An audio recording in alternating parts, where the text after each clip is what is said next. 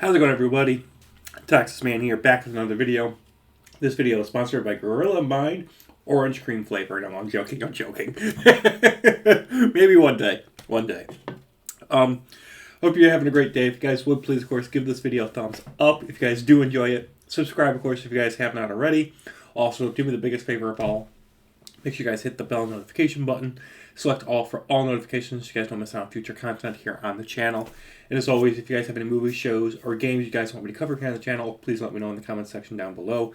Whether that's video games or tabletop games like board games or card games. Of course, you guys can also find me on Twitch. I stream there over there regularly at Douglas447. Douglas447. Again, Twitch at Douglas447. Whether that's Call of Duty, Battlefield, Destiny, Halo, Starfield, anything FPS or RPG related, I stream over there, and a lot of times I'll even do first impression gameplay. And if you guys don't want to do Twitch, I do import my streams over here onto my YouTube channel as gameplay for you guys to be able to watch and enjoy. Alrighty, so we're going to be talking positives and negatives, talking about King of Kings. This is a film that came out recently this past weekend. I didn't have a chance to, unfortunately, watch it during opening weekend. As you guys know, I went and saw Warfare, and I really enjoyed that movie. If you guys haven't watched my Warfare video, you can find it in my 2025 playlist of reviews, and I'll try to leave a link to that at the end of this video if you guys want to check that out. I didn't have the ability to watch it during opening weekend, which is why this video is kind of late. But thank you guys for your patience. I was able to finally watch it last night, and this is one of the movies that I was like kind of excited for when it got announced. And it's kind of weird that this film, it got announced only like 3 months ago. It got announced at like the beginning of this year. And it's kind of weird because normally, a movie of this scale with this many well-known actors, whether that's Ben Kingsley or Oscar Isaac, Uma Thurman, it's got a huge stacked roster of voice talent. And I'm just like, why didn't this movie get announced in 2024 and have the ability to have like a 6-month, promotion period, a marketing period? And it didn't get that. It got like a 2 to 3 months. Hey, this movie's coming out before Easter. And, it's about the life, the birth, the life, and the death and resurrection of Jesus Christ. And I was just like, wow, this looks good. Now, granted, I don't think this is going to be a movie for everybody. There are some things in this movie that were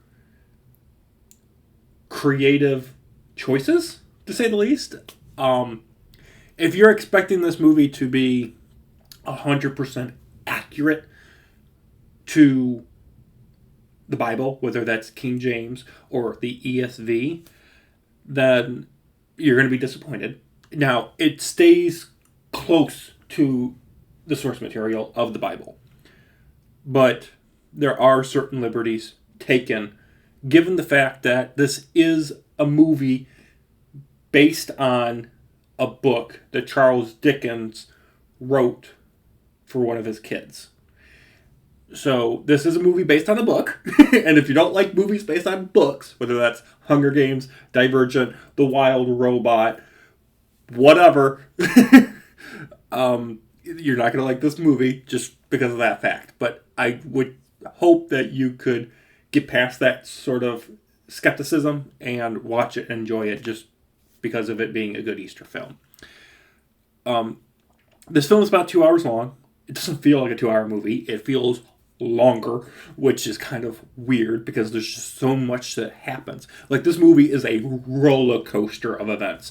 And if you've read the Bible and you know these stories about these miracles and these major events in history, it feels like a roller coaster. Like, it just never slows down. Like, the opening scene where it's kind of got this goofy theater thing and Charles Dickens trying to do his, magical reading session of A Christmas Carol, you have that whole opening scene. So the first like 10, 15 minutes, it's getting you introduced to the world and to the characters, making you understand the different backgrounds of, Charles Dickens and his wife and his family and the kid and the cat. And all that works really well, and it helps to set up the rest of the story.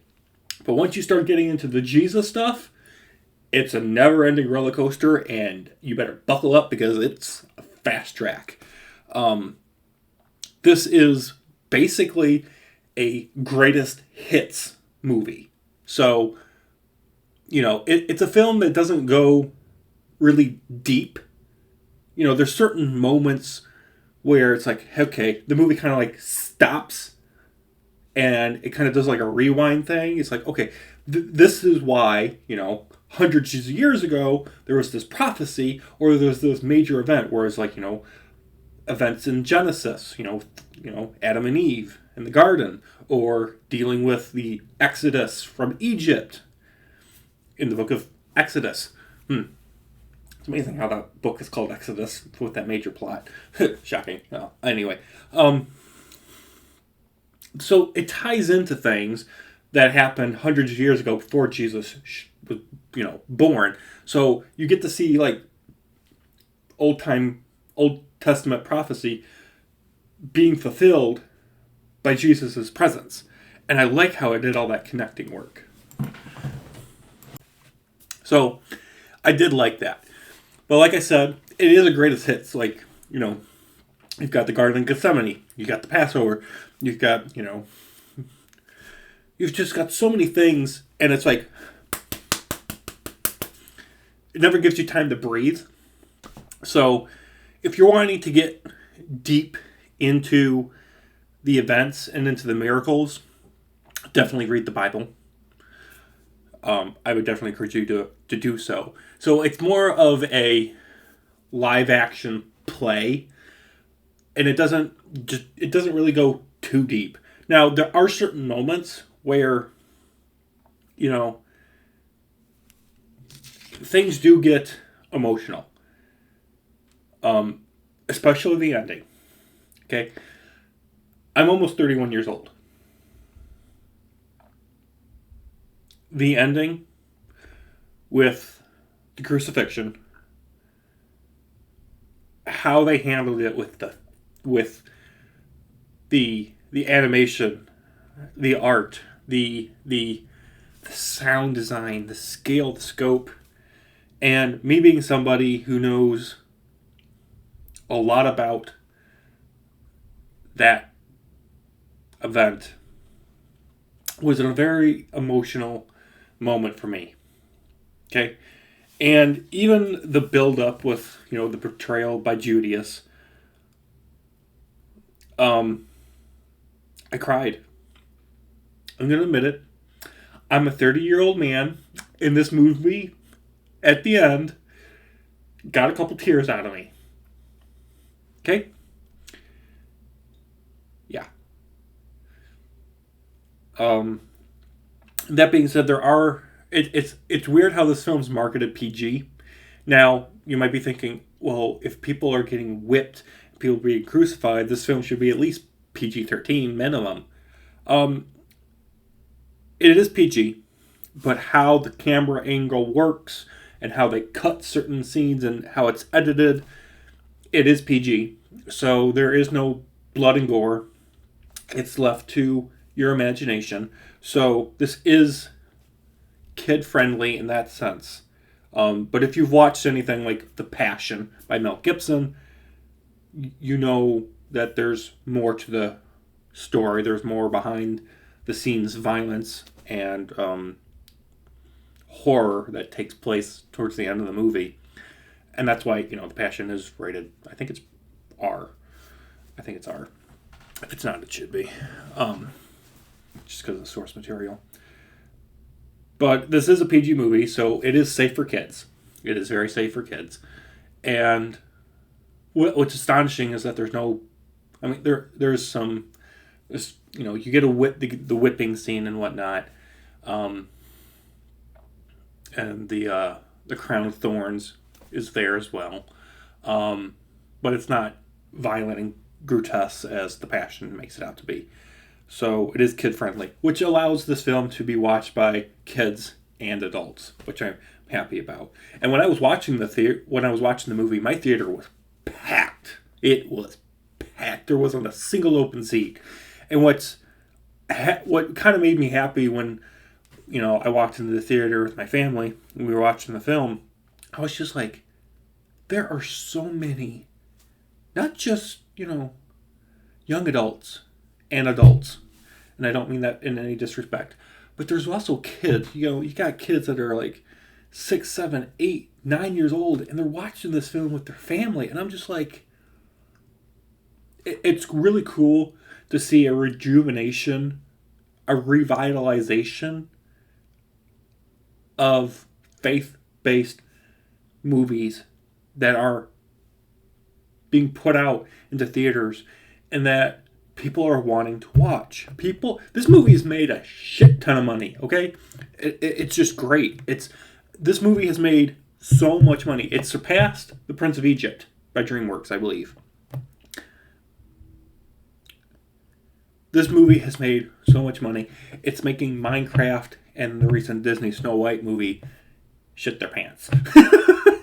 And I'm just like, if you make something that's actually entertaining, people are entertained and people like it. And I'm just like, I'm happy that this movie is, well, it's trending. It's trending. People are excited about this film. And, the fact that it's coming out, during the week before Easter, I think it has something to do with it, because there's nothing like it out that's competing against it. So it kind of has its own little niche in the market right now at the theater. And that's really cool. Last thing I want to talk about is the animation style for the film. The 2D animation, for the most part, it works.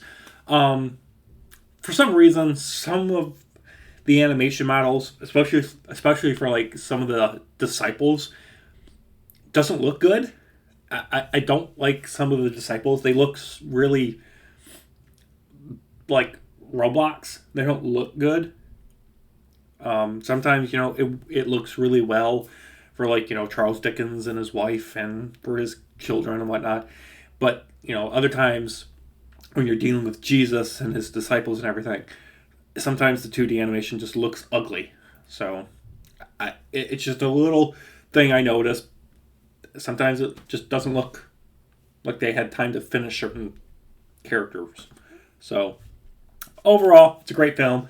Highly encourage you guys to check it out in the theaters. You won't be disappointed. It is one of those movies that you should watch in the theaters. It's a film that, if I had the chance to, I would watch it again. But because of my busy schedule with my channel here and my actual job, I'm not going to be able to. But it's a film I'm going to get for sure and rewatch for ages to come. And it's a film I highly recommend everybody have a chance to watch at least once.